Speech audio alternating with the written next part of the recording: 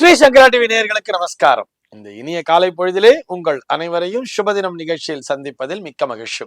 இன்று 9/1/2025 இந்த நாள் எப்படிங்கிறத பார்க்கலாம் வாங்கோ. இன்றைய தினம் குரோதி வருடம் மார்கழி மாதம் 25ஆம் தேதி வியாழக்கிழமை. திதி பார்த்தோம்னா வளர்பிறை தசமி திதி.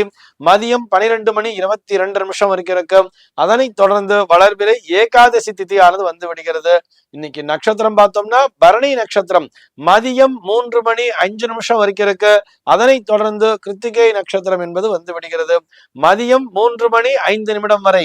அதாவது பரணி நட்சத்திரம் இருக்கின்ற வரை இந்த நாளானது ஒரு சித்தயோகம் கூடிய நாளாக இருக்கிறது. அதனை தொடர்ந்து மரண யோகம் என்பதும் வந்து விடுகிறது. இது போக பஞ்சாங்கத்திலே வரக்கூடிய யோகம் அப்படின்னு சொல்லி பார்த்தோம்னா இன்னைக்கு சாத்தியம் அப்படிங்கிற ஒரு யோகத்தை கொடுத்திருக்கா. கரணம் பார்த்தோம்னா கரஜை அப்படிங்கிற ஒரு கரணத்தை கொடுத்திருக்கா. இந்த நாளானது ஒரு கீழ்நோக்கு நாளாக அமைந்திருக்கிறது.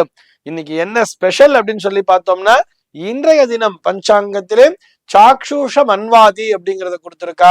அதாவது ஒரு வருடத்திலே 96 நாட்கள் முன்னோர் வழிபாட்டிற்குரிய நாட்களாக வரும். ஷன்னவதின்னு சொல்லுவார். அந்த வரிசையிலே இந்த நாளும் ஒரு மன்வாதி ஸ்ரார்த்தமாக ஒரு முன்னோர் வழிபாட்டிற்குரிய நாளாக அமைந்திருக்கிறது.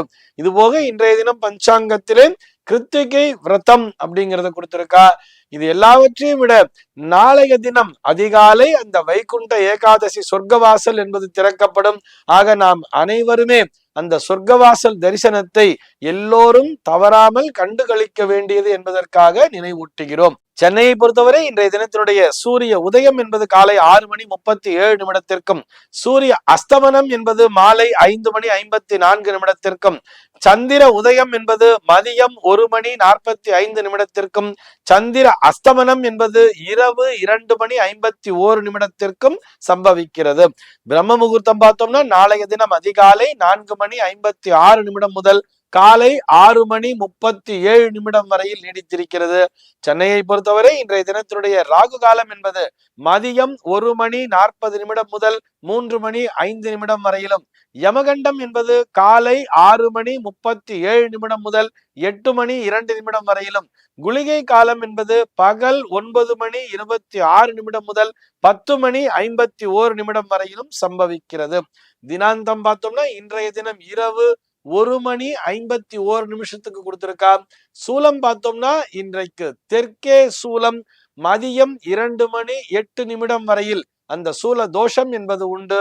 அதற்குரிய பரிகாரமாக நல்லெண்ணெய் தானம் விடுத்துவிட்டு தெற்கு திசையை நோக்கி பயணிக்கலாம் அப்படிங்கிறதையும் சொல்லி இருக்கா. இன்றைய தினத்தினுடைய ஆன்மீக தகவலாக, இதை ஆன்மீக தகவல்னு சொல்றதை விட ஜோதிட தகவல்னு சேர்த்தே சொல்லலாம். ராமமூர்த்தி அப்படிங்கிற ஒரு நேயர் கேள்வி கேட்டிருக்கார். அவருடைய கேள்வி என்னன்னு சொல்லி பார்த்தோம்னா, என்னதான் முயற்சித்தாலும் என்னதான் கடுமையாக முயற்சி செய்தாலும் ஒரு சிலரால் வாழ்க்கையில் முன்னேற இயலவில்லையே, இதற்கான காரணம் என்ன அப்படிங்கிறது தான் அவருடைய கேள்வியாக அமைந்திருக்கிறது. இந்த கருத்தினை அடியேன் ஏற்றுக்கொள்ளவே இல்லை. நிச்சயமாக முயற்சி என்பது பலனை தரும். அதாவது நம்ம கண்ணு முன்னாடி இப்ப பார்க்கும்பொழுது அது கஷ்டப்படுற மாதிரி இருக்குமே தவிர, அவன் ஆரம்பத்திலிருந்தே பிறப்பிலிருந்தே கஷ்டப்பட்டு இறுதி வரை கஷ்டப்பட்டு கொண்டிருந்தான் என்று யாரையுமே சொல்ல இயலாது. அப்படி கஷ்டப்பட்டுட்டு இருந்தான்னு சொல்லி பார்த்தோம்னா அது முழுக்க முழுக்க அவர்களுடைய தவறாகத்தான் இருக்கும் என்பதையும் புரிந்து கொள்ள வேண்டும். இங்க ஜோதிடவியல் ரீதியாக நம்ம பார்த்தோம்னு சொன்னா நமக்கு ஜனன ஜாதகம் அப்படிங்கறத எடுத்துக்கும் பொழுதே மேலேயே முதல்ல ஒரு 2 லைனை கொடுத்திருப்பா. பிள்ளையார் சுழியை போட்டு ஸ்ரீராமதையை போட்டு அவங்க குலதெய்வம் துணையை எழுதிட்டு அடுத்தபடியாக 2 வரிகளை எழுதியிருப்பார்கள். ஜனனி ஜென்ம சௌக்கியானாம் வர்தனி குலசம்பதாம் பதவி பூர்வ புண்ணியானாம் லிக்கதே ஜென்ம பத்திரிகா அப்படின்னு எழுதிடுறா. அந்த 2வது வரியிலே பதவி பூர்வ புண்ணியானாம் சொல்றா இல்லையா.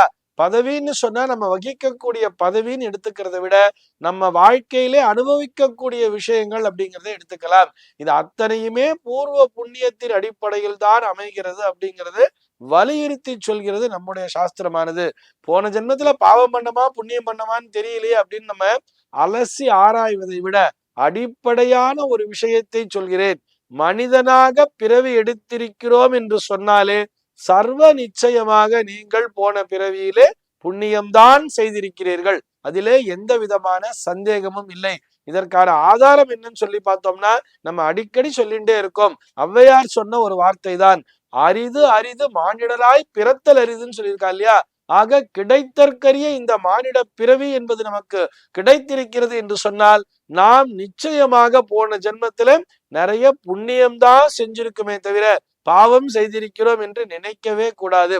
பாவம் செய்யலன்னா மனுஷனே இல்லையே, கண்டிப்பா செஞ்சிருப்போம். ஆனால் அதனை சரிப்படுத்திக் கொள்வதற்காகத்தான் இப்பொழுது நமக்கு பிரச்சனை என்பது வந்து கொண்டிருக்கிறது என்பதையும் புரிந்து கொள்ள வேண்டும். அதாவது ஒருத்த பிறவியிலிருந்தே அப்படியே பார்ன் வித் சில்வர் ஸ்பூன் அப்படிங்கிற மாதிரி இருக்கான்னு சொன்னா, அவன் வாழ்நாள் முழுக்க ரொம்ப பணக்காரனாவே என்ஜாய் பண்ணி இறந்திருக்கிறார் என்று சொன்னால், அவன் ஏற்கனவே டெபாசிட் அப்படிங்கிறத அவனுடைய வங்கியிலே அதிகமாக வைத்திருக்கிறான். அதாவது போன ஜென்மால புண்ணியங்கள் அப்படிங்கறத நிறைய செஞ்சு, அளவுக்கு அதிகமான புண்ணியங்களை செஞ்சு, அது அவனுடைய கணக்கிலே அப்படியே பிக்சட் டெபாசிட்டாக இருந்து அது இப்பொழுதிலே அவன் அனுபவித்து தீர்த்திருக்கிறார் என்று பொருள் புரிந்து கொள்ள வேண்டும்.